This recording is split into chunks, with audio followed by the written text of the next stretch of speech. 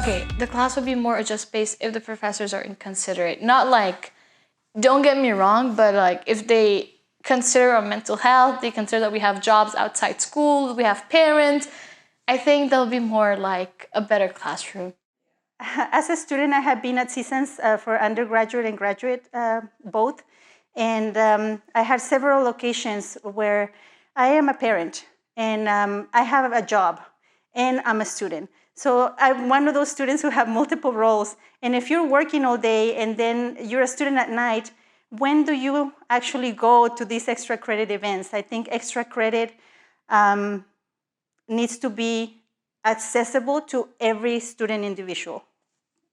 You should not be receiving extra credit if you go to an event at 9 a.m., you know?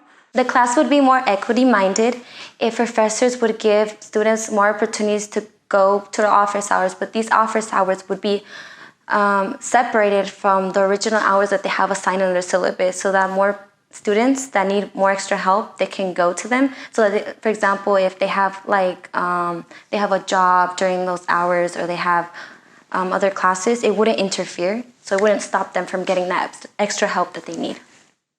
It would improve my experience at CSUN if my professors knew that a lot of students work for a living and they have to work before school, after school, just to make ends meet. It's very difficult being a student and having to work in order to pay for rent, pay for expenses, all while submitting coursework for maybe 4 or 5 different classes.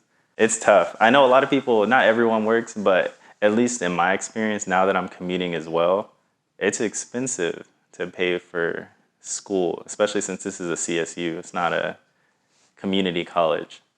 It's the CSUs are, you know, they're not cheap anymore. UCs were never cheap. So it's really interesting trying to be a student while having a car. If your car breaks down, you got to pay for the car on top of paying for tuition, on top of paying for rent, which is on top of paying for food. There's a lot of things that just kind of pile up. I just had to buy new tires for my car, and I didn't want to spend $400, but you had to spend $400 or you can't get anywhere. So it's tough.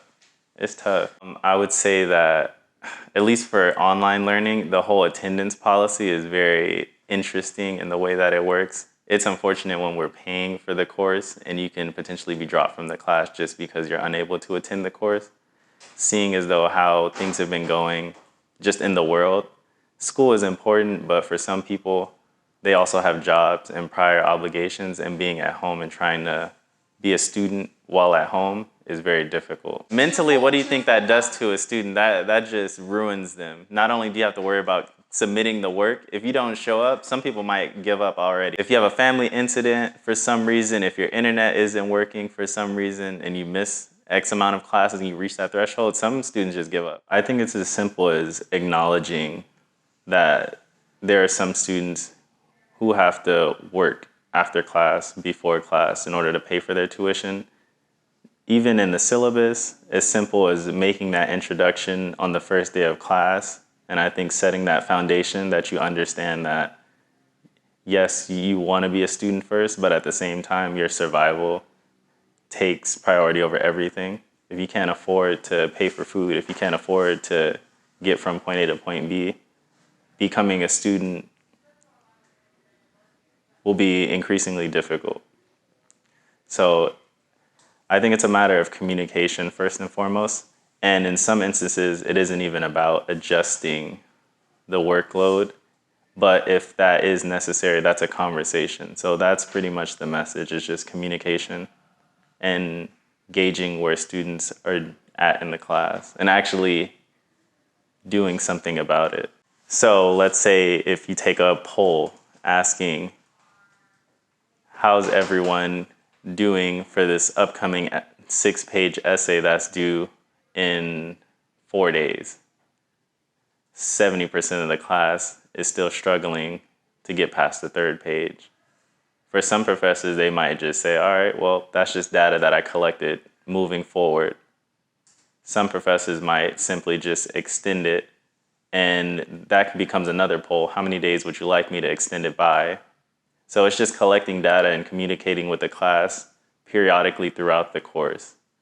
So you're still providing the same information to everyone, but you're collecting and valuing the insight of the collective, if that makes sense. So everyone is still being heard, and your class is naturally adjusting based on the needs of the students. I think the classroom would be a more equity-minded and just space if faculty are more flexible when they're working with students. They need to understand that we come from a variety of different backgrounds, and there's this huge focus on equality, but equality doesn't necessarily help everybody. So when I, as a parenting student, especially when I have Zoom classes, I have a 5-year-old that's on my back all the time. Sometimes he's getting hurt or doing things he's not supposed to be doing, which means I need to step away. Or there are some situations where I have to leave entirely. And I've had faculty in the past who will say, well, other students don't get that leniency. And I understand that. But I knew coming to school, especially at a CSU where we have diverse students, that our faculty are supposed to be a little empathetic and have some level of understanding and know how to work with diverse student bodies. And so when I run into those situations where faculty say, well, that's not fair to other students, they're not comparing my situation to another student's situation who might not have a job or a kid or be commuting or do these other things that I'm taking care of. And I am just as interested in getting my education as that student is. And I think that our faculty need to have a better idea of what equity is versus equality. Would make the classroom more equity-minded and just space would be for professors to be more understanding and empathetic of student situations, because even though I know, school is very important and deadlines and assignments and all of that is super important, a lot of us have other responsibilities outside of school, like work. Some of us have families, other things we need to deal with. So if professors could be a little more understanding and flexible, that would be wonderful. I also think maybe if they could have, I don't even know what to call it,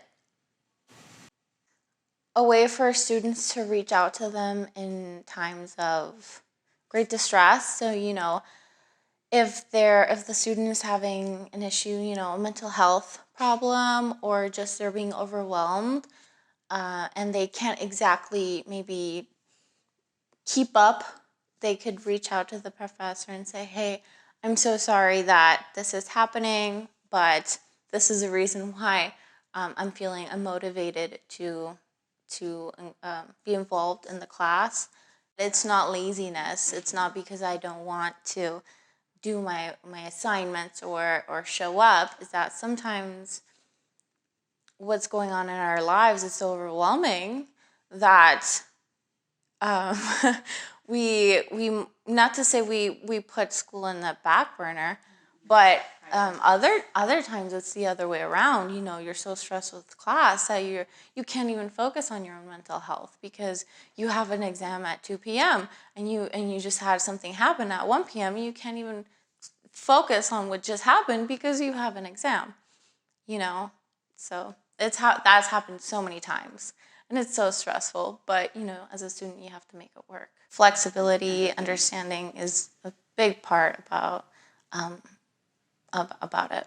I think one way to make classes a lot more equity-minded is for professors to acknowledge that we're humans first. And that just means that we have, students will say it all the time, but just a lot of other commitments outside of class that we have to do. And it comes everything down to understanding that sometimes the class schedule won't exactly align with our schedule and that due dates need to be flexible, and that separating and diversifying the amount of projects you have at different times, just to make sure that students aren't overwhelmed during certain periods of the course, or just periods of the semester, especially around midterms, that can get quite intense.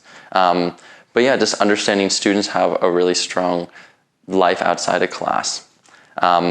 and that they're juggling a lot of things from work to other classes to individual projects that they're working on, especially in creative areas. I think another way to make the class a lot more equitable is for professors to follow up with constant reminders about what projects are due and when they're due, and reminding them after the class, through email, during the class, in person, and just those constant reminders so that students aren't expected to always have to refer to the syllabus. I think syllabi are a document that's there for you to refer to for information, but is not there for students to rely on for reminders about due dates. And I think professors will get much more quality work, and students will be much less stressed if they have a great understanding of how much time they have for assignments, and exactly when their assignments are coming up and when they'll be due.